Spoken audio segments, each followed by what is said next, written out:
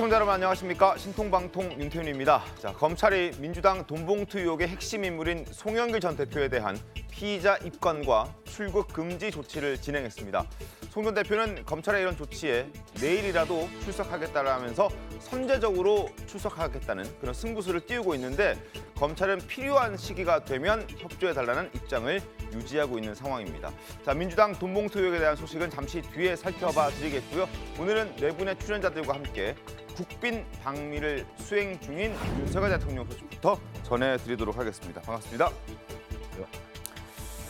자, 6조 원에 가까운 투자 유치 성공부터 한국전 참전 용사에 대한 훈장 수여까지 미국 도착 후 바로 시작된 윤 대통령의 방미 일정을 영상으로 먼저 만나보겠습니다. 이번 투자는 대한민국 콘텐츠 산업과 창작자 그리고 넷플릭스 모두에게 큰 기회가 될 것입니다.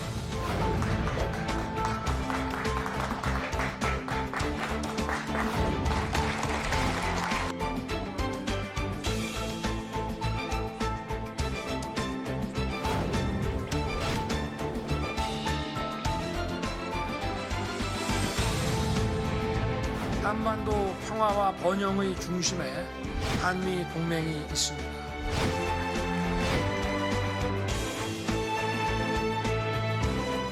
앞으로 새로운 한미 동맹 70년의 중심에 우주 동맹이 있기를 기대합니다.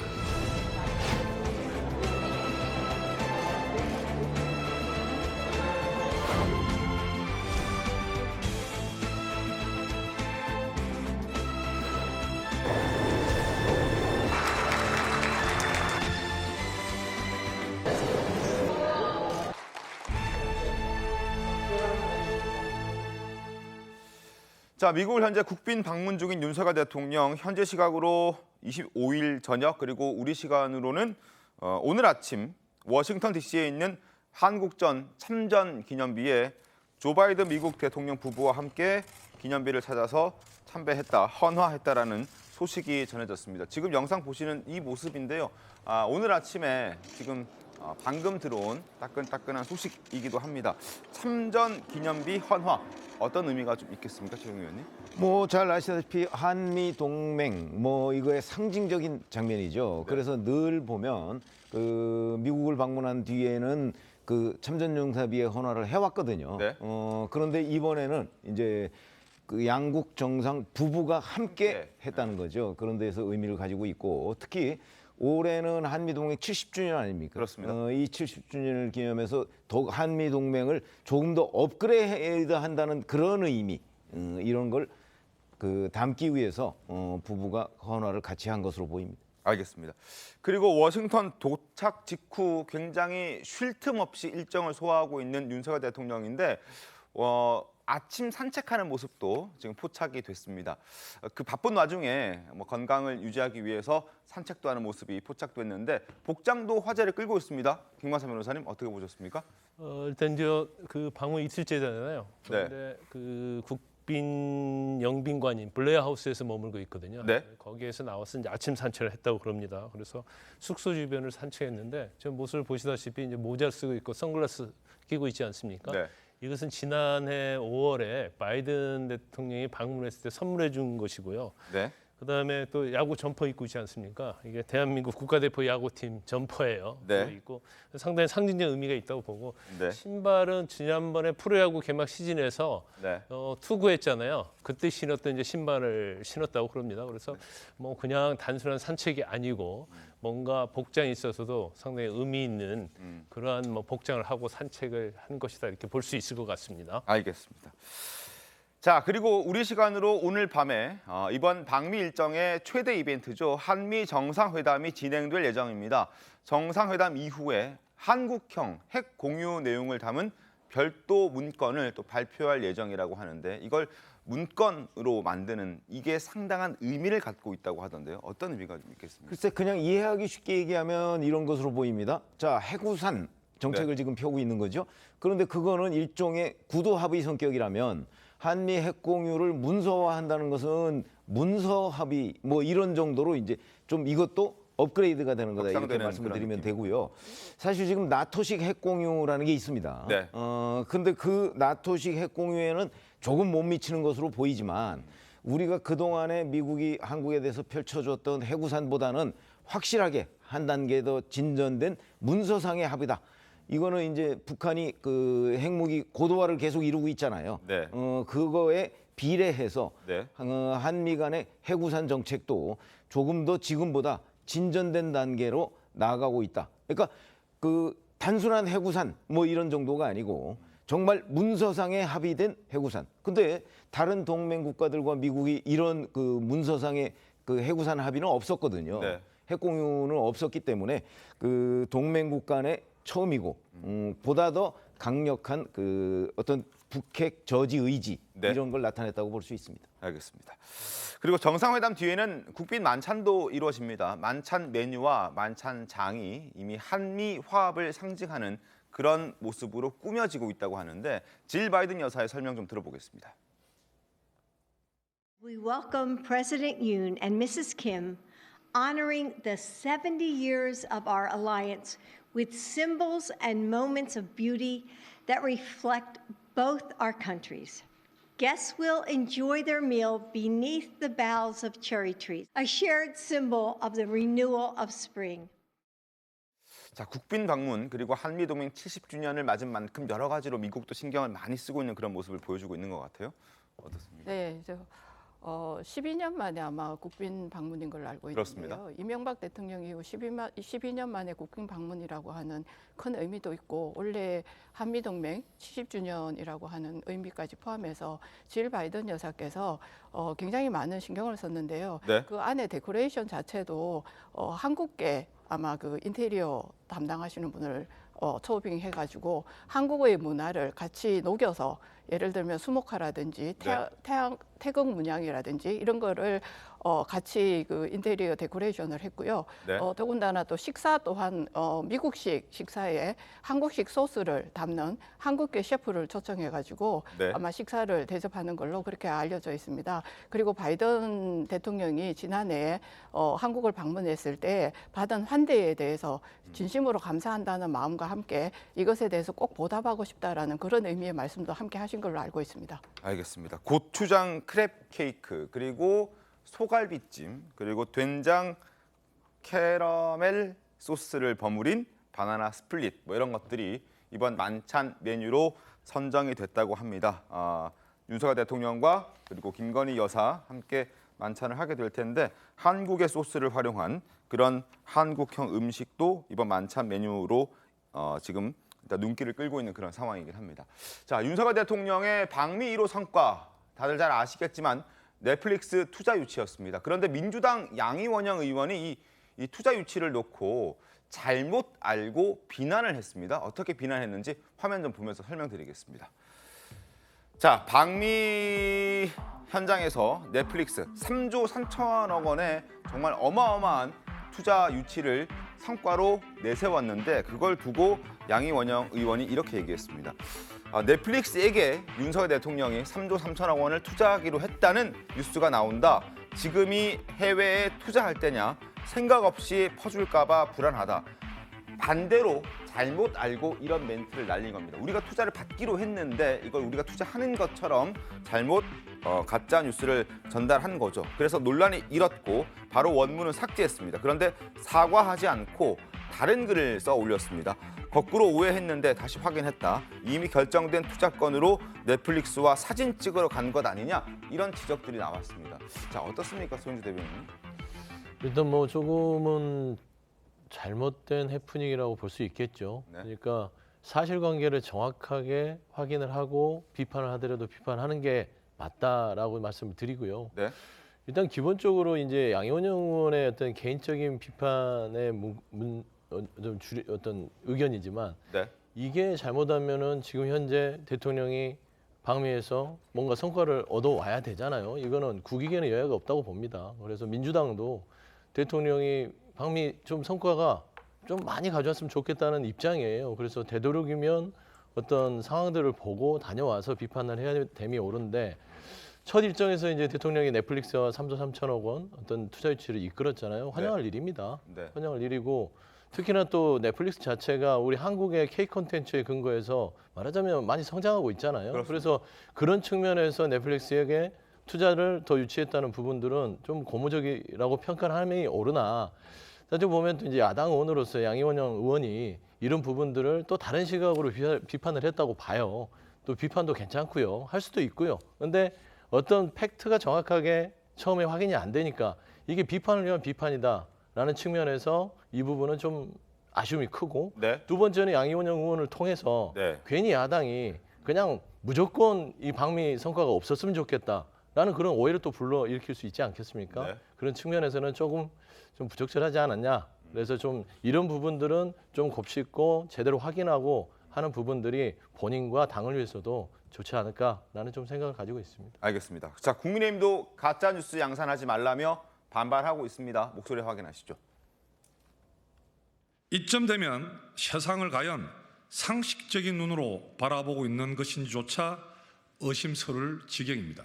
반성과 사과는커녕 도리어 황당한 개변까지 가져오는 양이원영 의원을 보면서 수준이 이것밖에 안 되는가라는 한탄을 하실 수밖에 없습니다.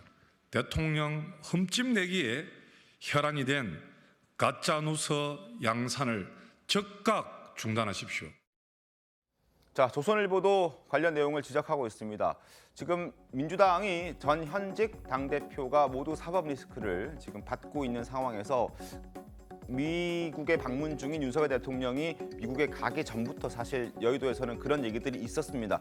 뭔가 실수를 하기를 기대하고 있는 민주당의 상황에 대해서 많은 말들이 있었는데 실제로 뭔가 꼬투리가 잡히기를 기다리고 있는 듯한 그런 상황을 조선일보가 지적하고 있습니다. 대통령 말실수만 기다리는 야당, 그리고 국빈 방문 중인 상황에서 국내에서 너무 많은 지적들을 하게 될 경우에 해외에 나가 있는 대통령의 어떤 발언이라든지 행동이라든지 또 위상이 좀 약간 쪼그라들 수 있는 그런 상황이기 때문에 영향을 안 받을래야 안 받을 수 없는 그런 상황인데 너무 도 넘게 비판만 하고 있는 것 아닌가 하는 지적도 조선일보는 하고 있습니다. 빨간색 밑줄 친 부분 보겠습니다.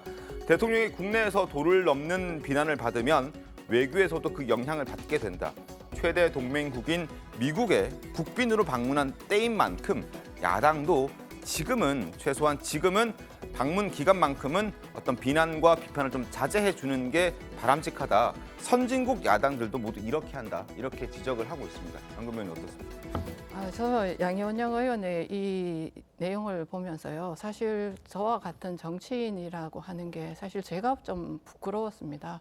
이걸 보면서 느꼈던 게 김남국 의원이 이모 교수 네네. 이모 교수라고 얘기하고 독해력에 문제가 있다라고 하는 댓글들이 올라오는 걸 보면서 사실은 정치를 가장 큰 이 문제점은 뭐냐면 정치를 희화화하고 있다고 하는 것에 굉장히 큰 일조를 하고 있지 않나 하는 부분에 대해서 우선 같은 정치인으로 한 사람으로서 굉장히 부끄럽게 생각한다는 말씀을 드리고요. 네. 그리고 계속해서 지금 조선일보에서도 얘기했던 것처럼 대통령의 방문에서 무슨 문제라도 생기는 게 없나 항상 감시하고 들여다보면서 꼭 때를 기다리고 있던 것처럼 그렇게 이제 이 부분에 대해서 이야기를 하고 본인이 잘못한 것이 이제 실수가 됐다라는 걸 그냥 솔직하게 제가 잘못 이해했다라고 그냥 사과를 하면 끝날 일을 그 뒤에다가 또 대통령께서 넷플릭스하고 사전에 이미 다 넷플릭스에서 투자를 하기로 돼 있었는데 사진만 찍었다 이렇게 얘기를 하고 있지 않습니까? 이건 사실은 명백한 가짜 뉴스입니다.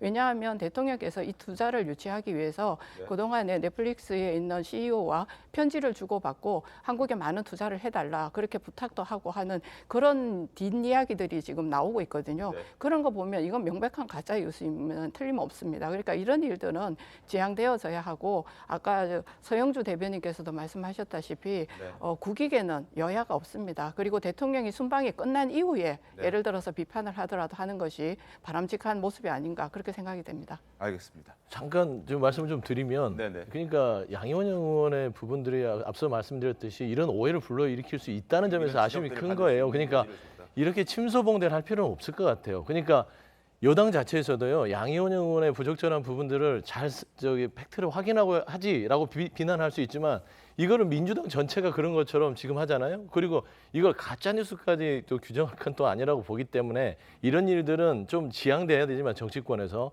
이걸 어떻게 민주당이 지금 꼬투리 잡으려고 기다린다. 이것도 좀 과하지 않습니까? 저는 그런 말씀 좀 드리고 싶습니다. 그 3조 3천억 투자라는 것은 엄청난 돈이잖아요. 네. 더군다나 이것은 이제 국가의 이익, 또 국민에게 도움이 되는 거예요. 그러면 아무리 이제 상대당 또 그다음에 그렇게 원하지 않는 대통령이라 할지라도 사실 야당 입장은 저 부분은 칭찬을 해야죠.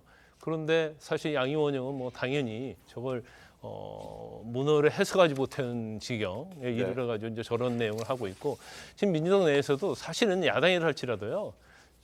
이제까지 어떠한 외교와 관련해서 논란이 좀 있었지만 적어도 야당도 저 정도는 좀 칭찬을 해야 한다고 봐요. 네. 그런데 오히려 저걸 갖다 왜곡해가지고 국민의힘에서는 또 그런 비판을 했죠. 유치원생 정도의 수준이라고 하는데 유치원생들도 저 정도의 수준이 아니에요. 요즘 얼마나 유치원생들이 똑똑한데요. 그래서 아마 이제 외교 참사라는 프레임에 상당히 저는 민주당의 득을 봤다고 보거든요. 그래서 이번에 한미 관련해서도 한미 외교 관련해서도 뭔가 좀 실수를 기다리고 있지 않느냐. 근데 사실 민주당 의원들 다 그렇지는 않겠죠. 그렇지만 단적인 예로 이제 저런 상황을 보면 민주당은 그런 거 아니야. 이제 그런 또 오해를 받을 수 있는 소지가 있어요. 그래서 이제까지 이제 외교 관련해서 계속적으로 외교 과정에 비판을 많이 했는데 적어도 외교에 있어서는 비판을 한다 하더라도 갔다 와서 성과를 판단할 때 그때 비판을 하지 중간에 계속 한미동맹 관련해서 외교를 하고 있는데 거기에서 계속 비판하고 그러면 사실 동력이 떨어지거든요. 그래서 잘 할 수 있도록 야당도 성원을 해주고 갔다 와서 성과에 대해서는 비판하든지 칭찬을 하든지 그렇게 하는 게 맞지 않나 싶습니다. 알겠습니다. 자, 그리고 대통령실에서 조금 전 또 발표를 했는데요. 2조 원의 추가 투자를 예치했다, 약속받았다 이런 소식이 전해졌습니다. 코닝이라는 업체를 통해서 2조 원의 투자를 받기로 했다라는 내용이 대통령실을 통해서 발표가 됐습니다. 총 투자 받기로 한 그 성과가 6조 원에 가까운 5조 8천억 정도 규모였다면 2조 원이 추가가 되면서 7조 9천억 원 규모의 투자를 이번에 유치하게 됐다라는 소식이 전해졌다는 걸 속보로 말씀을 좀 드렸습니다. 자, 그리고 지금 윤 정부는 마약과의 전쟁을 선포한 상태입니다. 마약 범죄가 워낙 지금 남녀노소 지금 너무 우리 일상에 침투가 깊숙이 되어 있는 상태이기 때문에 이걸 차단하는데 총력을 다하고 있습니다. 그런데 이런 움직임에 영원한 수사반장으로 통하는 최불암 씨도 힘을 보태기로 했다고 합니다. 자, 그동안 최불암 씨 여러 다양한 활동을 통해서 많은 모습을 보여줬는데 그 모습부터 잠깐 보고 이야기를 이어가겠습니다.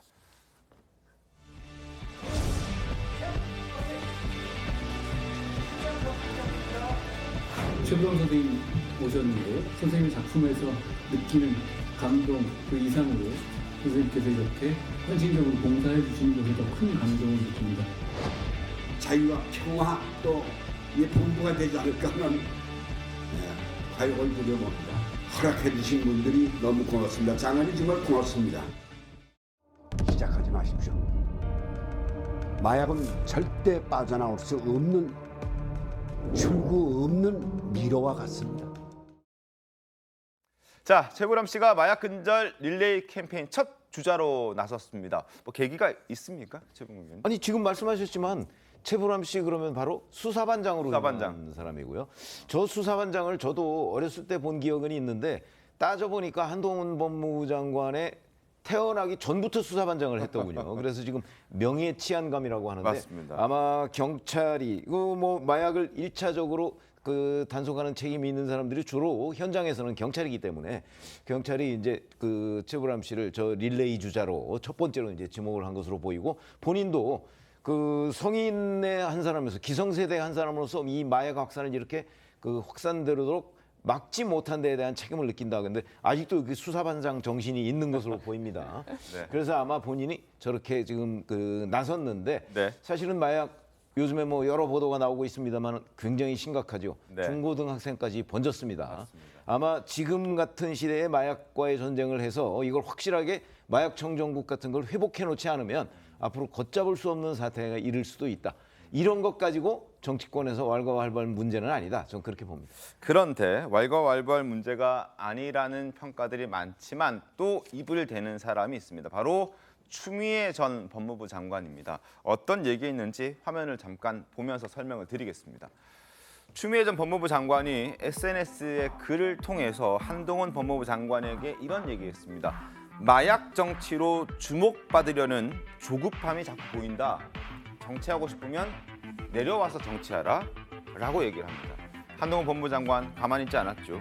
마약 정치는 이 프레임은 추미애 전 법무부 장관이 만든 신조어인가 마약 근절을 방해하는 것이야말로 마약 정치다. 마약은 정치를 모른다라고 얘기합니다. 김성민 대변인님 어떻게 보셨습니까? 그러니까 지금 마약 수사를 하는데 왜 정치 얘기가 나오는지 모르겠어요. 그러니까 한동훈 법무부 장관 그 마약 근절 정말로 대한민국을 마약 청정국으로 만드는데 뭔가 힘을 하겠다는 거는 전 적극 동의합니다. 그럼요. 이건 또 네. 민주당도 동의하는 바고요. 네. 근데 지금 추미애 전 장관과 저렇게 대치가 되는 건 저는 저 부분에 빌미를 제공한 건 한동훈 장관이라고 봅니다. 이렇게 추미애 전 법무부 장관이 마약 정치라는 글을 쓸 수 있게끔 만든 그렇죠. 게 한동훈 법무부 장관이다. 그렇죠. 그러니까 한동훈 장관께서 법무부 장관으로서 마약을 근절하는 부분들을 정말로 진심 어리게 그 법무행정으로 진행하시면 돼요. 그래서 성과를 내면 됩니다. 성과라는 게 뭐가 있어요? 강력하게 단속하고 근절하기 위한 대책을 마련해서 결과적으로 마약 청정국이 되는 결과만 내면 되는 거 아니겠어요? 네. 그런데 거기에 꼭 전 정부 탓이 들어갑니다. 문재인 전 정권에서 잘못해서 마약값이 피자값 수준으로 떨어졌다. 근데 그 근거가 있는지 없는지 모르겠어요. 있다 손 치더라도 굳이 전 정부를 또 끌어들여서 전 정부와 비교해서 무엇을 돋보이게 하고 싶은 의도가 있지 않냐라는 측면에서는 추미애 전 법무부 장관으로서는 특히 문재인 정부 시절의 법무부 장관으로서는 좀 이거는 또 정치하려는 거 아니야? 그러니까 결국에는 한동훈 법무부 장관의 순수성이 좀 오염이 되는 거예요. 그런 발언들이. 저는 그런 부분들에 있어서 한동훈 장관이 아쉽다. 그러니까 그냥 정말로 마약에 대해서 이렇게 심각하고 여러 가지의 판매 루트나 이런 것들이 정말 좀 기발하게 되고 있는 부분들이 있다. 그렇기 때문에 이런 부분들을 좀 근절하겠다. 여기까지만 가시면 돼요. 특히나 한동훈 장관이 실수하는 것들이 그럽니다. 지금 말씀하신 거 마약 정치는 추가 만든 신조어인가? 그 행간을 모르시겠어요? 마약 성과를 기반으로 해서 정치적 기반을 삼으려고 하는 거 아니냐라는 얘기를 마약 정치로 얘기한 거예요. 그런데 그거를 이제 받아치는 거예요, 정치적으로. 그리고 또 무엇을 하느냐? 또 각자 민주당의 의원들의 발언을 가지고 조목조목 그 의원에 대해서 반박을 합니다. 그냥 마약 수사에 집중하세요. 그래서 정치권으로 오는 거 아니냐 오해를 받는 거다라는 측면에서는 한동훈 장관께서 국무위원으로서 좀 그런 본인의 처신과 태도, 발언들을 생각하는 게 먼저지 않을까. 저는 그런 좀 말씀을 드리고 싶어요. 한동훈 장관 목소리 좀 들어보고 계속 이야기를 좀 이어가겠습니다. 범죄로부터 안전한 나라를 만드는 데 최우선의 정책 목표를 두겠습니다. 최근 마약 확산을 막기 위해서 범정부적 협력을 강화하는 것도 그 일환입니다. 마약 정치요? 저는 어떤 정치인들에게는 정치가 끊기 힘든 마약 같은 거다라는 말은 제가 들어봤는데 들어보셨죠 그런 얘기?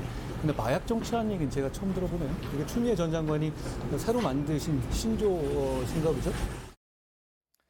자, 어쨌든 지금 서영주 대변인께서는 지금 한동훈 법무부 장관이 정치를 통해서, 그러니까 마약 수사를 통해서 그 성과를 갖고 정치를 하려는 그런 욕심이 있는 것 같고, 그리고 전 정부를 자꾸 그 원인으로 몰아붙이고 있으니 추미애 전 법무부 장관이 마약 정치라는 단어를 꺼내 들 수밖에 없는 상황이 돼버렸다, 이렇게 말씀을 해주셨는데요. 양금희 의원님은 어떤 의견이십니까?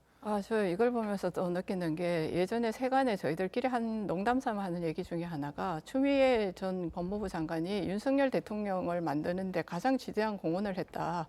그렇게 저희가 많이 얘기를 했었거든요. 근데 지금 사실 모든 국민들이 바라는 거는 중고등학생들까지 네. 피자 한 판 값 또는 치킨 한 마리 값으로 마약을 사용할 수 있는 그런 문제가 있는 것에 대해서 국민들은 굉장히 심각하게 생각하고 있습니다. 네. 그래서 모든 국민들의 바람은 마약 청정국으로 영역으로 다시 우리나라가 회귀하는 건데요. 이것에 있어서 검찰의 활동이나 아니면 경찰의 수사 자체를 갖다가 또 정치라고 하는 영역으로 끌어들여서 오히려 이것이 마약 수사를 정치의 영역으로 만들어내는데 추미애 장관이 일조를 하고 있지 않나, 그런 부분에 대한 생각을 지울 수가 없고요. 사실 이런 이야기가 나오는 이면에는 황운하 의원이 네. 5배 마약 네. 그게 널어놨는데 그게 뭐가 문제가 되느냐, 이런 얘기도 있었고, 심지어 박범계 전 법무부 장관께서는 검수 완박 때문에 만들어진 이제 그 시행령으로 인해서 마약 수사가 이루어지는 것에 대해서는 민주당에 신고를 해라, 이런 얘기까지, 예, 맞습니다. 그런 건 이야기까지 나온다는 것은 상당히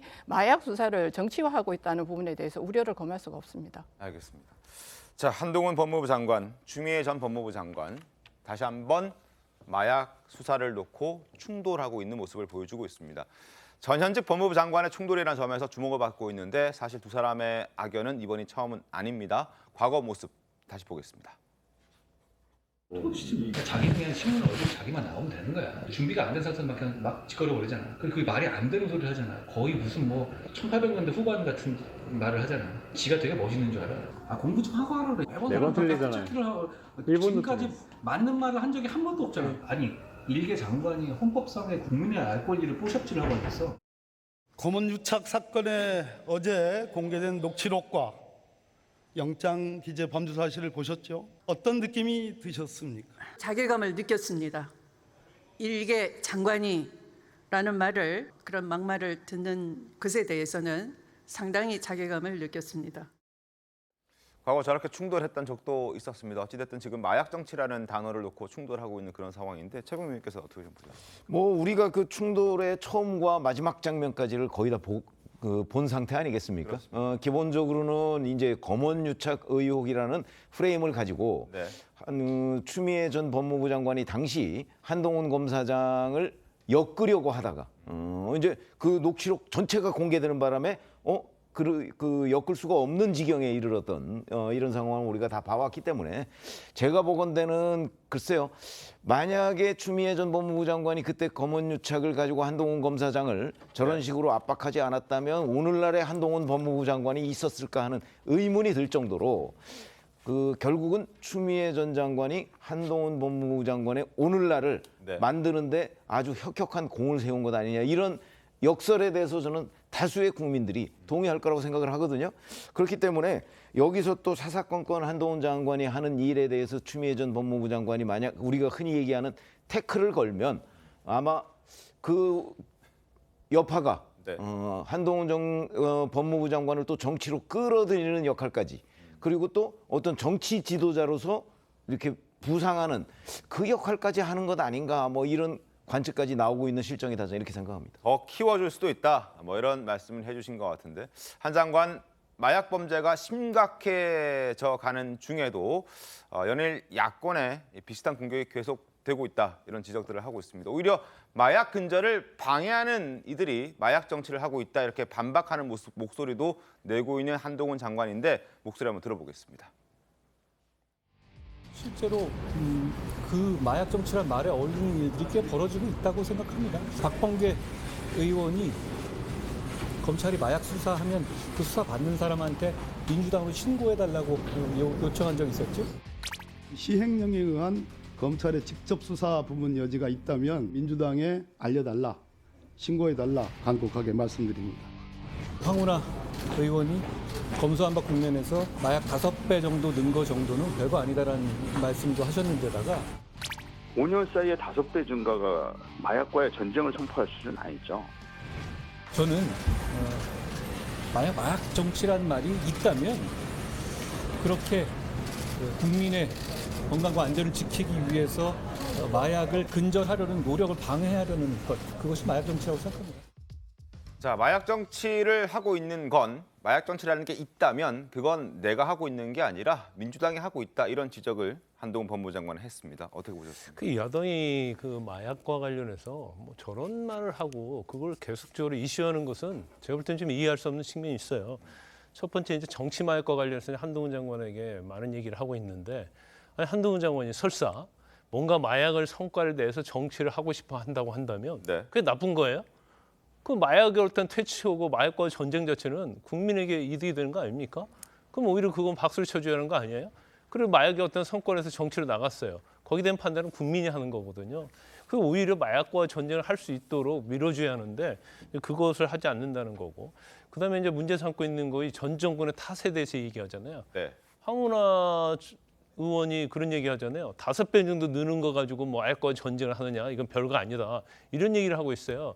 그리고 실제로 전 정권에서는 마약에 대해서 그렇게 관심이 있지는 않았어요. 왜냐하면 마약에 관심이 있다면 이제 수사기관을 동원해서 마약 근절을 위해서 어떠한 뭐 노력을 하고 캠페인을 보여주는데 그러지 않았고, 특히 검소완박 또 검소완박 이전에도 사실은 검찰의 이제 마약 수사에 대해서 별로 그렇게 좋지 않게 봤거든요. 더군다나 추미애 장관을 비롯해서 그 마약과 관련된 수사권을 뺏기 위해서 마약의 어떤 전담 부서를 폐지하고 그런 일을 했었잖아요.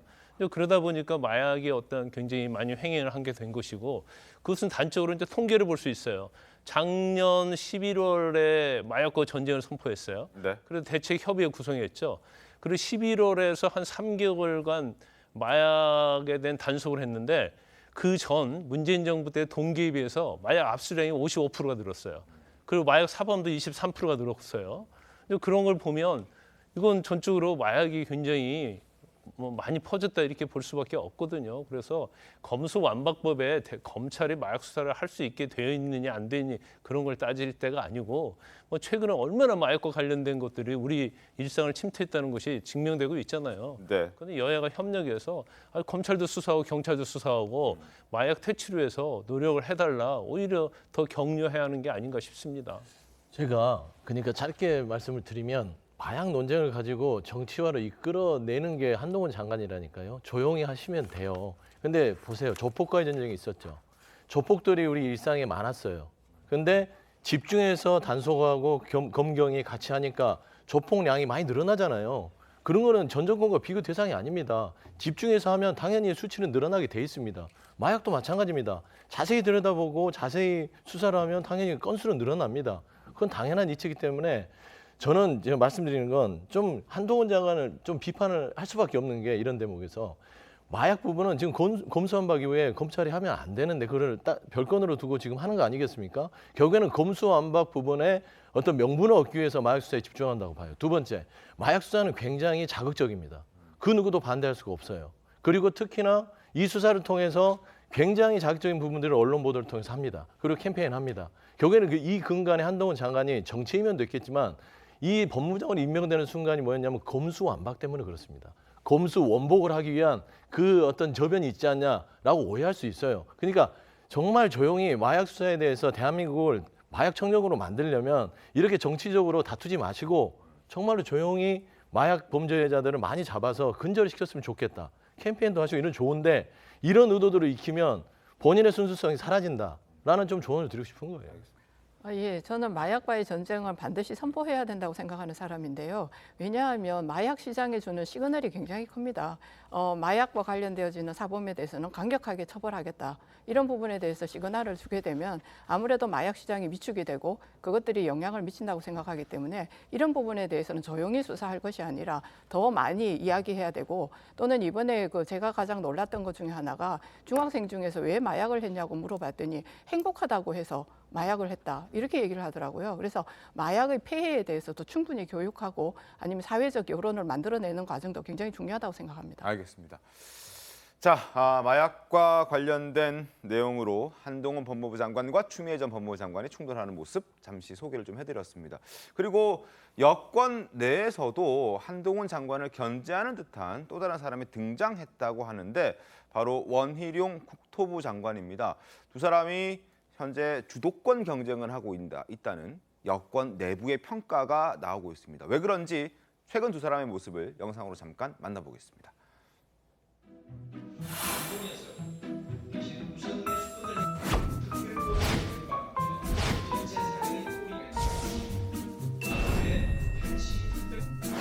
사건 부연 설명을 간단히 해드리겠습니다. 야당에서 주장하는 것은 국민 세금으로 이걸 떠안아서 피해자들에게 보증금을 미리 일단 돌려주고 그다음 이 돈에 대해서 나중에 손실이 나면 국가 그냥 떠안아라. 이 경우에는 천문학적인 예산도 들어가고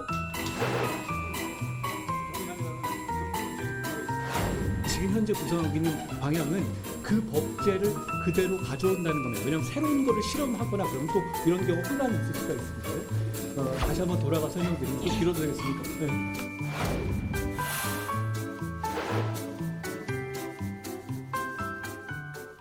아직 뭐 드러난 건 없습니다. 그래서 미묘한 기류라고 설명을 좀 덧붙여 봤는데 중앙일보 보시죠. 중앙일보도 기사를 썼습니다. 목청 키우는 원희룡, 한동훈. 저 자리가 바로 전세 사기로 인한 피해 대책을 발표하는, 강구하는 그런 자리였고 박대출 정책위 의장과 원희룡 장관 그리고 한동훈 법무부 장관 등이 참석한 그날 자리였는데 서로 발언을 열심히 하고 또 먼저 얘기를 하고 싶어하고 서로 좀 경쟁하듯이 말을 하는 그런 표현들이 있어서 그 모습이 포착이 돼서 이런 기사도 나오는 것 같습니다. 주도권 경쟁하는 듯 보였다. 이를 지켜본 여권의 관계자가 이렇게 설명을 덧붙였습니다. 그래서 차기 주자, 여권의 차기 주자를 놓고 굉장히 미묘한 기류가 있는 것 같다라고 얘기가 나오는데 뭐 어떻습니까? 어떻게 좀 보셨습니까, 최영민 의원께서는?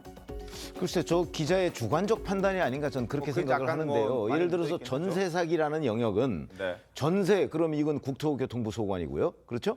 그다음에 사기, 그럼 이건 범죄니까 법무부 소관입니다.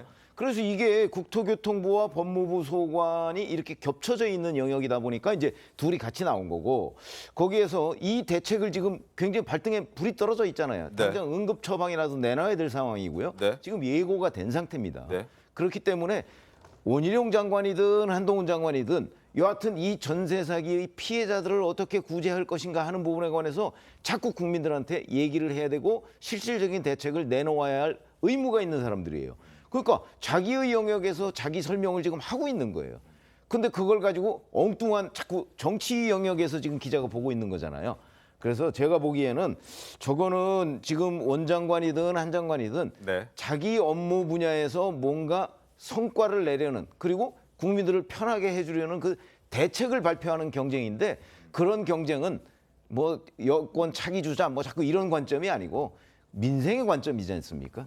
그런 건 더 도드라지게 해도 별 문제가 없다. 저는 이렇게 더 적극적으로 해도 괜찮다.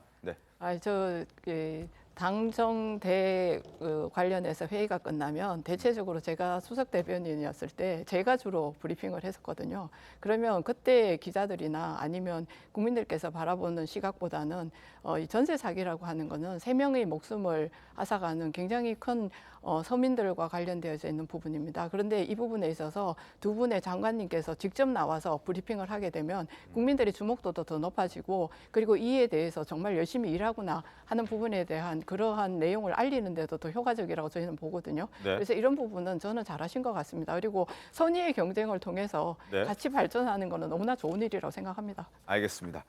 자, 다음 주제 가겠습니다. 지금부터는 민주당 돈봉투 의혹 상황 살펴봐 드리겠습니다. 검찰이 돈봉투 의혹의 정점에 서 있는 송영길 전 대표를 피의자 신분으로 전환하고 출국 금지 조치를 내렸습니다. 송 전 대표는 이르면 뭐 오늘이나 내일이라도 검찰에 출석하겠다, 자진 출석하겠다라고 밝히면서 약간의 기싸움을 벌이는 그런 모양새를 보여주고 있는데, 검찰은 돈봉투 제공 목적이 송영길 전 대표의 당선이었다는 점에서 송 전 대표가 단순히 뭔가 모른다 지금 주장하고 있는 그런 수준을 넘어서서 인지했을 것이고 적극적으로 범행에 개입했을 가능성에 대해서 의심하고 있는 그런 상황입니다. 자, 영상부터 하나 보겠습니다. 성만이 형이 준비해 준 걸 가지고 인사를 했습니다. 내가 그때 잘했네, 잘했어 막 그러더라고. 이제 뭐 더 안 해도 되는 건가? 아니 영길 형한테 이제 좀 물어보고, 아직도 20일 정도가 남아 있는 거 아니에요. 그러니까 뭐 막판에 스피치 낼 때 한 번씩 더 해갖고, 영길 형이 뭐 어디서 이제 구했는지 그런 건 모르겠지만 내용은 모르고 많이 처리를 많이 했더라고. 후보가 그런 캠프의 일을 일일이 챙기기가 어려웠던 사정을 말씀드립니다. 제가 귀국하면 검찰은 저와 함께했던 사람들을 괴롭히지 말고 바로 저를 소환해 주실 것을 부탁드립니다. 자, 송 전 대표는 본인은 모르고 인지하지도 못했다라고 말하고 있지만 지금 녹음 파일 들려드렸듯이 송 전 대표가 깊숙이 관여했을 가능성을 전혀 배제할 수는 없는 그런 상황입니다. 자, 그런 상황인데 지금 검찰은 아직 수사 일정이 있을 것이고 수사에도 순서가 있기 때문에 아직 송 전 대표가 귀국은 했습니다만 검찰에 소환하기에는 아직 조금 이른 감이 없지 않아 있는 것으로 판단이 됩니다. 그러나 송 전 대표가 계속해서 자진 출석하겠다라고 얘기를 하고 있습니다. 이거 왜 그런 겁니까? 어떤 목적이 깔려 있다라고 봐야 됩니까? 자진 출석했다는 것은 정치의 시효죠. 검찰은요, 자기가 가고 싶을 때 가기 싫으면 가지 않는 것이 아니에요. 네. 물론 이재명 대표 같은 경우에는 뭐 본인이 맞는 시간을 정해서 갔죠. 하지만 네. 이재명 대표는 틀려요. 왜냐하면 이재명 대표는 일단 검찰이 소환을 했거든요. 네. 그래서 소환 일정이 조율이 안 됐는데 뭐 그래도 일단 수사는 마무리가 된 상태니까 일단 이재명 대표만 불러서 조사하면 되는 상황이었잖아요. 그렇기 때문에 어느 정도 이제 검찰에서는 뭐 양보를 해서 이재명 대표의 시간에 맞출 수가 있지만 송영길 전 대표와 관련해서는 사실 수사가 이제 시작이거든요. 현재 그 관련된 의원들, 윤관석 의원이랄지 이성만 의원도 아직 조사가 안 됐고, 네. 더군다나 지금 돈을 받았다고 하는 민주당 의원들에 대해서도 지금 실체 파악이 됐는지 안 됐는지 몰라요. 그러면 돈의 출처가 어디고 돈을 누가 뿌렸는지, 돈을 받은 사람이 누구인지 네. 이런 것들을 조사를 한 다음에 가장 정점에는 수혜자는 송영길 전 대표 아닙니까? 수사가 어느 정도 마무리가 돼야지 마지막으로 송영길 전 대표를 부를 수 있는 거죠. 그런데 현재에 있어서는 송영길 전 대표가 출석한다고 해도 네. 조사를 할 수 있는 여건이 되지 않아요. 그래서 아마 진짜 협의를 했는지 어쩐지 모르겠지만 만약에 검찰에 대해서 저렇게 난 출두하겠다 하면 우리가 나중에 소환할 테니까 그때 출두해라.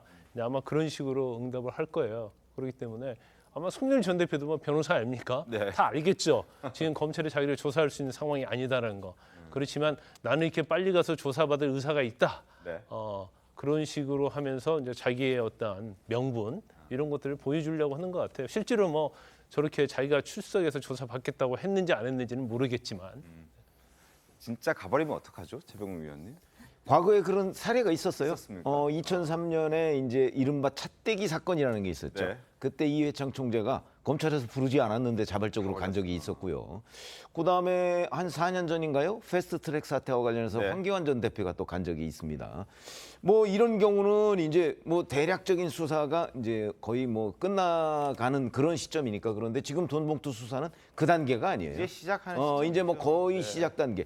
강내구 감사에 대한 구속영장 기각이 됐잖아요. 네. 그 구속영장 지금 재청구하겠다는 거거든요. 맞습니다. 그렇게 되면 재청구하면서부터 뭔가 수사가 진척이 돼야 되기 때문에 지금 송영길 전 대표가 만약에 검찰에 가서 계속 모른다고 했을 때 검찰이 물어볼 말이 별로 없어요. 기껏해야 이정근 전 부총장 녹음 파일에 나오는 거 물어보면 계속 모른다고 할 거 아니에요. 그러면은 추궁할 자료가 없어요. 그러니까 아마 검찰 입장에서는 추궁할 자료를 좀 확보해 놓은 다음에 마지막 순간에 송영길 전 대표를 부를 것으로 보이고 네. 그렇기 때문에 지금 말씀하셨듯이 오늘이나 내일 가겠다 그래서 가도 돌려보낼 가능성이 훨씬 더 많죠. 다음에 오시라 이렇게 할 가능성이 많기 때문에 그러니까 이거는 그냥 송영길 전 대표가 국민들에 대해서 내가 이렇게 자신 있습니다 하는 걸 보여주기 위한 그 어떤 정치적 제스처에 불과한 것이지 실질적으로 검찰 수사에서 자기가 정직하게 얘기하겠다 이런 태도는 아니라고 봅니다. 팩트 체크를 해야 되는 게요. 네. 이건 논박의 여지가 없습니다. 이 자체가 오보예요. 사실과 다르다. 송영길 전 대표가요. 오늘 내일 출석하겠다 한 적이 없어요. 아예 없습니다. 잘못된 내용이다. 제가 확인한 바로 가짜 뉴스다. 없습니다. 예. 저는 그렇게 확인이 됐고요. 네. 저희가 복수의 취재를 했고 아주 그 기사를 보니까 측근이라는데요. 측근들도 모르는 사실이고 송 전 대표도 모르는 사실이에요. 누구하고도 얘기를 한 적이 없습니다. 그런데 이거를 가지고 정치적 쇼를 할 만큼 그런 상황은 아닌 것 같아요. 네. 아까 말씀한 대로 송 전 대표도 변호사 출신이에요. 네. 그리고 정치인이라서 정치 쇼를 한다지만 그런 적이 없고 들어오자마자 불과 이틀도 안 지나서 바로 다음 날 피자 신문 됐잖아요.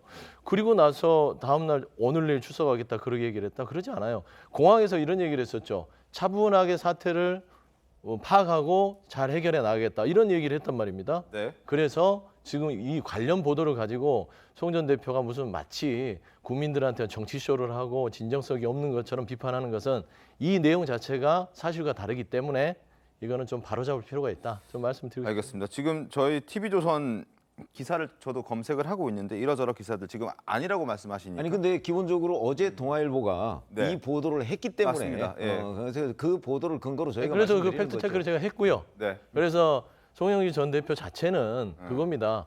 뭐 좀 소환이 길어지지 않겠니?라고 얘기를 하시는 부분이 있거든요. 그러니까 본인이 나갈 거라고는 생각하지 않고 있어요. 근데 왜 이런 얘기들이 나오는지는 이 자리를 빌어서 확인을 해줘야 불필요한 오해들을 국민들이 안 하시겠다라는 차원에서는 좀 말씀드려야겠습니다. 알겠습니다. 송 전 대표가 직접 얘기했는지 안 했는지는 뭐 확인이 필요하겠지만 어쨌든 저희 TV조선은 송 전 대표 측 관계자와 전화 통화를 했을 때 송 전 대표가 어제 기준으로 오늘이라도 검찰에 출석한다는 입장이다라는 얘기를 듣고 기사를 썼다. 그리고 동아일보도 그렇게 했다라는 부분을 일단 말씀드리겠습니다. 서영주 대변인께서 확인하신 건 좀 내용이 다를 수도 있겠지만 어쨌든 뭐 여기서 말씀드리지만 직접 송 전 대표에게 확인했다고 확인을 드릴 수는 없지만 네. 지금 말하는 그 보도가 되는 관계자보다는 훨씬 더 측근에게 확인된 결과다라고 말씀드리겠습니다. 알겠습니다. 그 측근은 우리가 어디까지 정의할지 모르겠습니다. 어쨌든 내용이 좀 엇갈리는 부분이 있는데 어쨌든 그런 보도가 나와서 저희가 좀 설명을 했고 그리고 이건 여러 전문가들이 봤을 때는 순수한 의도라기보다는 일단 정치적인 제스처에 불과할 것이다라는 평가들이 많이 있습니다. 그리고 속보가 하나 들어왔는데 자, 오늘 최고위원 회의에서 민주당 최고위에서 박홍근 원내대표가 임기를 얼마 남지 않은 그런 상태죠. 민영배 의원, 꼼수 탈당 논란을 일으켰던 위장 탈당 논란을 일으켰던 민영배 의원 오늘 민주당 복당한다 이런 얘기를 했다고 합니다. 실제 확인이 된 내용이고 그동안 민영배 의원이 언제 복당하느냐, 복당했을 때 그 여러 가지 후폭풍들 어떻게 감당할 것이냐, 그리고 박홍근 원내대표가 이걸 마무리 짓고 임기를 그만둘 것이냐 아니면은 차기 원내대표에게 이 책임을 넘길 것이냐 여러 가지 말들이 많았습니다만 박홍근 원내대표가 떠나기 전 자신이 직접 결단을 내렸다. 그래서 민영배 의원 오늘 민주당 복당한다 이렇게 얘기합니다. 어떻게 좀 보셨습니까? 뭐 당원 당규상으로 보면 네. 탈당한 지 1년이 지나지 않으면 복당을 결정할 수가 없어요. 1년 지났죠. 그러니까 당원 당규상 문제는 없는 거예요. 네네. 그러나 다만 이제 결심이라고 하는 거는 그에 따른 정치적 부담이 있겠죠. 결국 뭐 꼼수 탈당, 위장 탈당 이런 지적을 많이 받아왔잖아요. 그동안의 네. 검수완박을 위해서. 그 부분에 관해서 이미 헌법재판소에서도 그 절차적 문제를 지적한 적이 있고요. 네. 그렇기 때문에 이제 본인이 오늘 박홍근 원내대표가 저렇게 복당을 결정한다고 한다면 네. 그렇다면 그에 대한 정치적 부담이 있어요. 이제 박홍근 원내대표 본인도 지고 민주당도 져야 하는 그 부분에 대한 부담을 본인들이 지금 지겠다는 거 아니에요. 네네네. 그러니까 박홍근 원내대표 입장에서는 결자해지지만 네. 국민들 입장에서 보면은 결국 그 위장 탈당이라는 것을 다시 한번 그 인정하는, 확인시켜줬다. 확인시켜주는. 뭐 이런 거에 불과하다고 저는 생각을 합니다. 알겠습니다. 서영주 대변인은 어떻게 보셨습니까? 일단 이제 뭐 복당 부분은 당시에 그 우상호 비대위원장 이 시절에 얘기가 좀 나왔었죠. 그런데 그때 당시에 결정됐던 게 당원 당규에 따라서 1년이 지나고 나서 논의하는 게 맞다라고 했기 때문에 지금 이제 그 논의 시점이 된 것 같고 네. 두 가지입니다. 민영배 의원에 대한 부분들이 헌재에서 뭐 안건 조정의 부분에 있어서 무소속 탈당하는 부분들이 국회법에 위배된다고는 하지는 않았어요. 하지만 좀 그런 부분들은 좀 잘못된 관행이기 때문에 고쳐야 된다라고 얘기는 했는데 저는 민영배 의원님 복당하면서 좀 하나는 확실했으면 좋겠어요. 국민 눈높이에는 맞지 않았다. 라는 부분에 있어서는 확실하게 좀 제대로 된 사과. 그러니까 정치권에 사과하는 게 아니라 네. 국민들 보시기에는 좀 마뜩지 않았을 것 같아요. 그러면 그런 부분은 좀 복당이 되더라도 본인이 정치를 향후에 더 하시려면 그런 부분들은 국민 앞에 좀 제대로 된 사과를 하고 나서 복당을 하면 모양새가 더 좋지 않을까라는데 아직 그 사과 기자회견을 하셨는지 어쩐지는 제가 지금 확인은 못하고 있지만 네. 그 부분도 필요하다. 좀 개인적인 의견을 가지고 있습니다.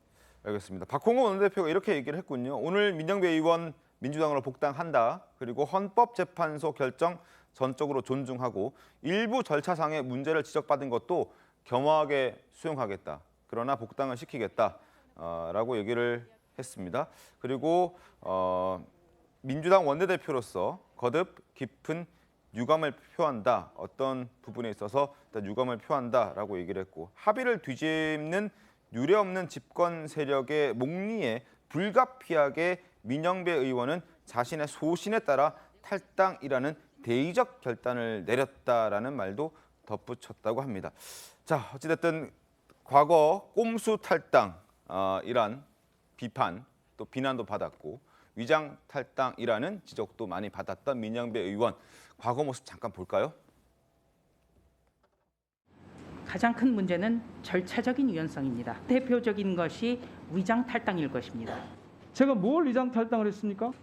저는 지금 민주당 소속이 아니에요. 탈당을 했잖아요. 복당을 하십니까? 저가 탈당한 건 잘 아시는 것처럼 검찰 정상화 내지는 뭐 검찰개혁, 검찰 수사권 축소 이런 것 때문이었잖아요. 제가 복당을 하지 않아야 될 못할 이유가 전혀 없는데 경로를 밟아서 복당을 하지 않겠습니까? 박홍원 원내대표 임기가 이제 이틀 남았습니다. 28일 종료가 되는데 그 전에 이제 자신이 이제 처리를 하고 임기를 마무리 짓는데 국민의힘에서는 어떻게 지금 평가하고 있습니까? 저희는 지금 이 부분에서 제가 한마디 또 꼭 덧붙이고 싶은 거는 이 민영배 의원 탈당이 혼자서 단독으로 이루어졌을까 하는 합리적 의심을 하게 되는 부분이 이 부분입니다. 사실은 지도부하고 충분히 상의된 상태에서 안건 조정위를 무력화시키기 위해서 만들어져 있는 어떤 계획에 따라 실현된 거라고 생각하고 그것이 실현된 이후에 검수완박법을 통과시키고 난 다음에 이 이제 박홍근 대표가 물러가기 이틀 전에 복당을 시키는 걸로 마무리를 지으려고 하는 그러한 부분들을 보면서 아마 내부적으로 충분히 논의되고 난 다음에 위장 탈당을 하지 않았을까 하는 합리적 의심을 한다는 겁니다. 소신에 따라 결정 내린 것이 아니라 논의를 거쳐서 결정을 내렸을 것이다라고 생각을 하시는 거죠. 그리고 민주당도 이런 얘기를 했군요. 국민께 양해를 구한다. 어쩔 수 없는 선택이었다는 부분을 다시 한번 강조를 하는 것 같습니다. 불가피하게 탈당할 수밖에 없었고 그 책임도 져야 한다라는 입장도 밝히고 있는 그런 상황입니다. 김광삼 변호사님, 뭐 양해를 구한다고 하는데 뭐 양해해 줄 수 있는 국민들이 몇이나 될까요? 어떻게 보셨습니까? 아니 근데 그 유장 탈당하는 걸 인정을 했어야 하는 거죠. 근데 유장 탈당 아니다고 끝까지 우기잖아요. 우기면서 이제 슬그머니 당으로 돌아오는 행위인데 헌법재판소의 어떤 결정 이후에도 그거에 대해서 문제점을 지적하고 있잖아요. 그러니까 당연히 거기에 대해서는 뭐 사과를 하는 게 맞고요. 당시 뭐 그 당시에 합의를 위반했기 때문에 어쩔 수 없는 선택이었다 이렇게 얘기하지만 어쩔 수 없는 선택이었다 하더라도 그거 절차까지 위반하면서 현행법 위반하면서까지 그렇게 할 수 있는 일은 모르겠어요. 그런데 제가 아마 다음 총선에서 민영배 의원에 대한 유장 탈당 관련해서 상당히 이슈가 될 거예요. 그래서 이제 총선의 어떤 흐름, 변화, 그 당시의 상황에 따라서 과연 민영배 의원이 공천을 받을 수 있는 그러한 뭐 처지가 될지 안 될지는 모르겠지만 아무튼 다음 총선에서는 저 내용이 상당히 뜨거운 이슈가 될 수도 있다 이렇게 봅니다. 알겠습니다. 어쨌든 위장 탈당에 대한 부분은 여전히 인정하지 않는 그런 민주당의 모습이었습니다. 오늘 민영배 의원, 민주당 의원으로 다시 복당했다는 소식 잠깐 전해드렸습니다. 다시 송영길 전 대표 얘기로 좀 이어가겠습니다. 어제 송영길 전 대표는 탈당계를 제출했습니다. 공교롭지만 하루 사이에 누구는 복당을 하고 이제 누구는 또 탈당하는 이런 상황이 됐는데 탈당계를 낸 걸 두고 꼬리 자르기라는 비판이 나오자 민주당 내 정청래 최고위원은 그런 건 아니다라고 얘기를 했습니다. 자, 송갑석 최고위원 들어오고 여러 가지 의견들을 좀 내고 있는데 송갑석 최고위원과 정청래 최고위원의 목소리 이어서 확인하겠습니다. 송영길 대표가 꼴이면 누가 몸통이죠? 누가 머리고? 일단 탈당하고 본인이 결백함을 증명하고 당에 돌아오겠다. 이제 이런 취지인 것 같아요. 그래서 저희가 뭐 탈당을 하라 마라 지도부에서 할 수도 없는 일이고 또 한 적도 없고 본인 스스로 이제 판단인 거죠. 일단은 모르는 사람들이 많다라고 이야기를 했지 않습니까? 또 상황을 파악하겠다라고 했고 그렇기 때문에 뭐 일방적으로 나는 아는 게 없다 이런 입장하고는 조금 다른 것 같고요. 조금 시간을 좀 줘야 되지 않을까라고 생각합니다. 뭔가를 파악할 수 있는 시간을. 자, 그리고 이 돈봉투 의혹과 관련해서 이재명 대표를 향해서도 기자들의 질문이 계속 이어지고 있습니다. 그러나 여전히 동문서답하는 모습을 계속 보여주고 있는데 이재명 대표의 모습도 한번 확인해 보겠습니다.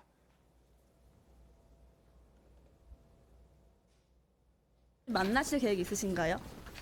이번 기자회견 좀 어떻게 보셨나요? 김연아 의원은 어떻게 돼가고 있어요? 몰라요? 통화는 하셨어요? 만나실 계획이 아예 없으신가요?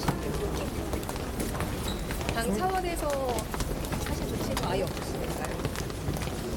송 전 대표가 출국 금지 조치됐는데 여기에 대해서 좀 어떻게 보세요?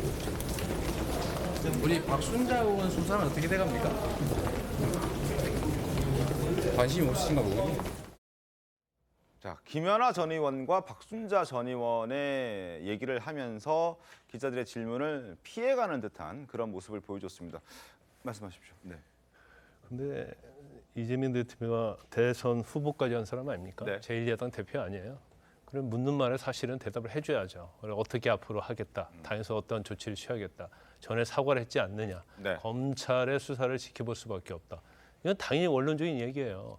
그런 얘기를 하기 싫으면 입을 딱 다물고 있어야 하는 게 맞는데 아무 말도 안 타고 갑자기 뭐 박순재 의원 어떻게 돼가죠? 김연아 의원 어떻게 돼가죠? 이게 사실 대선 후보 야당 대표로서 굉장히 저는 가볍다고 봐요. 그리고 기자들은 국민을 대신해서 묻는 거 아닙니까? 네. 그럼 거기에서 사실 답을 해주는 게 맞죠. 그럼에도 저런 식으로 이 얘기하는 것이 본인 입장에서는 아마 굉장히 좀 불편할 수 있다고 봐요. 완전 뭐 생뚱맞은 대답이잖아. 생뚱맞은. 네. 이건 이런 거 똑같아요. 아니 당신의 조직 내에서 누가 절도를 했어요? 범죄를 저질렀어요?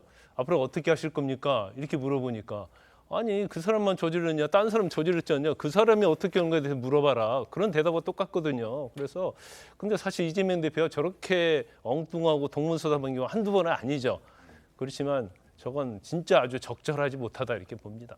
서영주 대변인님, 적절하지 못하다라는 지적에 대해서 뭐 적절하지 못하다고까지 뭐 비판할 생각은 없어요. 그리고 그 정도 수준은 아닌 것 같습니다. 정치인의 화법들이 있죠. 침묵하거나 말을 돌리거나 기자의 질문을 회피하는 방식일 수 있는데 지금 현재 보면은 이 의혹 수준인 돈봉투 사건에 대한 어떤 당내 경선 캠프에서 벌어진 일들에 대해서 여러 가지 국민적인 관심들이 쏟아지고 있습니다. 그래서 네. 기자들이 질문을 하겠죠.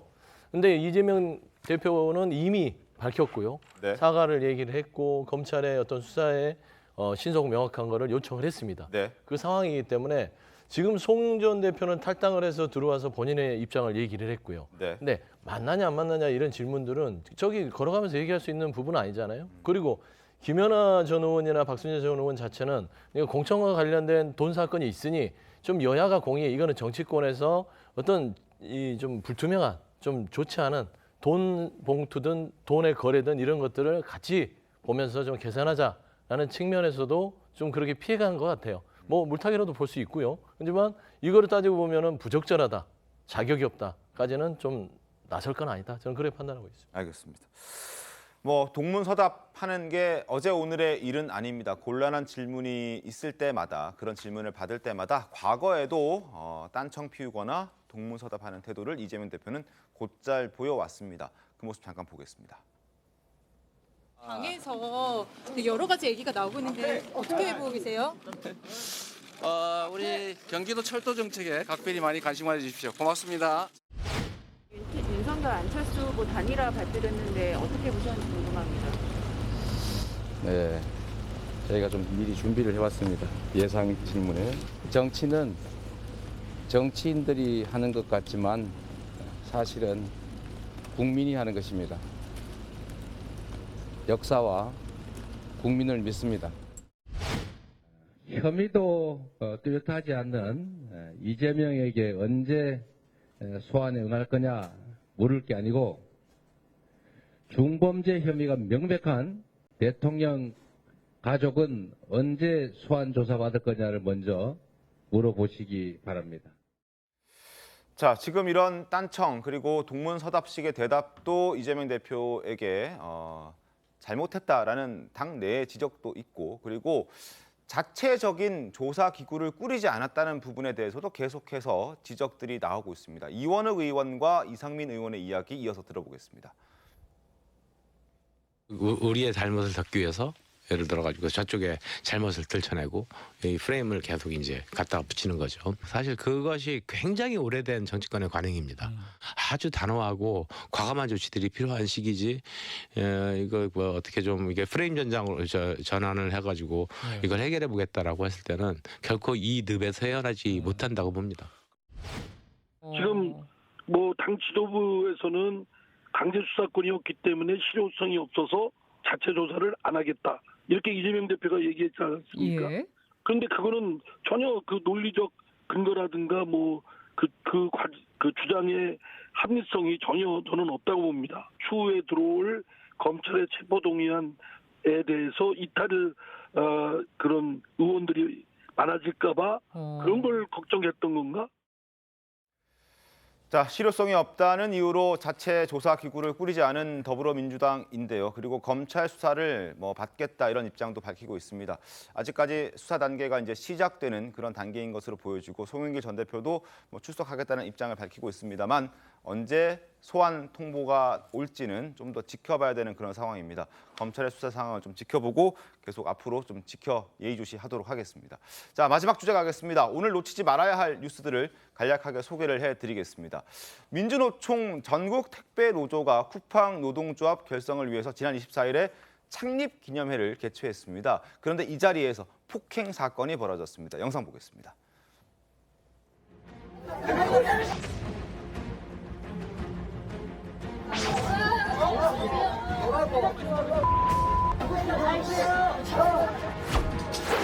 박진하세요. 사람이 막고 있어요. 도와주세요.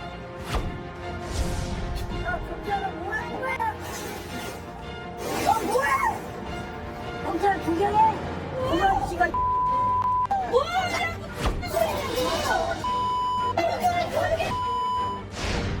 그래가지고 현재 그 CT 확인하고 현재 수사 진행 중에 있습니다.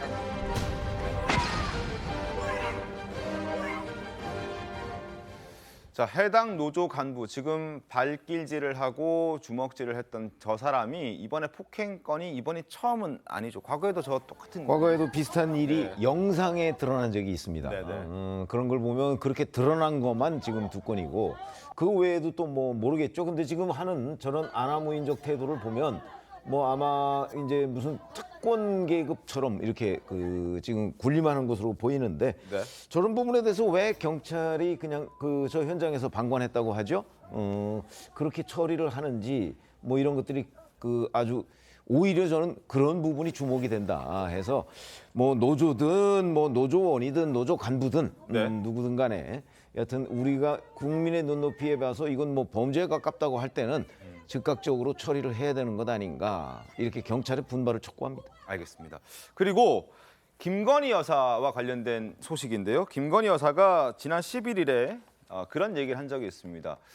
개 식용 문제를 이번 임기 중에 종식시키겠다 이런 얘기를 한 적이 있습니다. 그랬더니 개 사육 농가 모임인 육견협회라는 곳에서 이 부분을 문제 삼아서 김 여사를 고발했다고 합니다. 자, 협회의 목소리 한번 들어볼까요? 동물보호단체 선전선동여서가 애꿎은 우리의 직업을 유린하려고 하고 있습니다. 설령은 수천 명의 개사육 농민, 수십만 명의 관련 산업 종사자들을 죽음의 구렁텅이로 내몰았습니다. 이를 엄숙히 받아들이지 않을 경우 우린 대한육견협회 전 회원은 사육하고 있는 식육견을 대통령실 김건희 여사에게 반납하는 투쟁을 강력하게 협회 입장에서는 김건희 여사의 발언이 굉장히 신경 쓰이고 예민할 수밖에 없는 그런 상황일 것 같긴 해요. 어떻게 좀 보셨습니까? 아니 본인들 입장에서는 충분히 생계에 달린 문제 아닙니까? 그래서 그 부분에 대해서는 충분히 분개할 수는 있지만 명예훼손하고 그다음에 공무원장애 사칭죄로 고발하는 것 자체는 아마 법무부 전문가에 물어봤을 거예요. 근데 저희가 안 되는 거 알면서도 이렇게 제가 볼 때는 억지 고소를 좀 한 것 같아요. 그래서 종식시켰다는 자기 의견을 말하는데 이게 대통령이나 공무원의 자기 사칭으로 볼 수 없잖아요. 또 명예훼손 자체도 그런 식으로 학대를 하고 비위생적으로 사육하는 거에 대한 것도 어느 개인 특정에 관한 것이 아니라 일반적인 얘기를 한 거거든요. 그렇기 때문에 이제 명예훼손죄는 되지 않아요. 그래서 물론 집회를 할 수 있지만 이렇게 법적으로 맞지 않는 거에서 이제 고발하는 것 자체가 과연 적절한지는 모르겠습니다. 알겠습니다. 자, 다음 소식. 내전이 발생했던 아프리카 수단에서 우리 교민이 어제 오후 4시에 무사히 모든 사람 한 사람도 다치지 않고 귀국을 했습니다. 수단 교민과 주 수단 한국 대사의 목소리 들어보겠습니다. 총소리도 많이 나고 사람들 목소리도 굉장히 크게 이제 났고요. 포탄이나 이런 이제 충격 때문에 이제 문 소리도 이제 되게 이제 열렸다 닫혔다 이런 소리가. 총성이 뭐 군데군데 울리고 굉장히 위험했었습니다. 마지막에는 진짜 한 30분 정도는 진짜 위험하다 싶은 지역까지 찾아다니면서 그분들을 구조를 했습니다. 안전하게 구출을 되리라는 믿음이 있었고 그래서 이겨낼 수 있었던 것 같습니다. 자, 너무나 다행히 그리고 아무 일 없이 28명의 우리 교민이 무사히 국내로 돌아왔다는 기분 좋은 소식이 어제 오후에 들렸는데요. 자, 23일을 탈출 디데이로 잡았습니다. 그 이유가 있을 건데 최봉 의원님 왜 그 디데이를 23일로 잡았습니까? 이슬람에는 라마단이라고 하는 그 금식 기간이 있죠. 네. 그런데 이 라마단이 끝나고서 사흘간 또 명절이 있다고 합니다. 명절의 마지막 날이 23일이에요. 네. 그러니까 만약에 이 23일이 지나면 다시 정보군과 반군 간의 내전이 격화될 거 아니겠습니까? 그렇게 되면 탈출하기가 훨씬 더 어렵죠. 왜냐하면 그 수도에서 그 한국까지 그 850km 정도 떨어져 있다고 하거든요. 그건 어차피 공항은 지금 또 교전 중이기 때문에 이용을 할 수가 없고, 그러니까 그 850km 정도를 이제 육로로 이동을 해야 되는데 내전이 격화되면 위험도가 훨씬 더 증가하겠죠. 그래서 23일을 마지노선으로 정했다고 합니다. 알겠습니다. 자, 무사히 한 사람도 다치지 않고 귀국했다는 소식, 기분 좋은 소식을 마지막으로 전해드렸습니다. 잠시 뒤에 돌아오겠습니다. 네, 오늘 준비한 신통방통 여기까지입니다. 내일도 신통하게 돌아오겠습니다. 고맙습니다.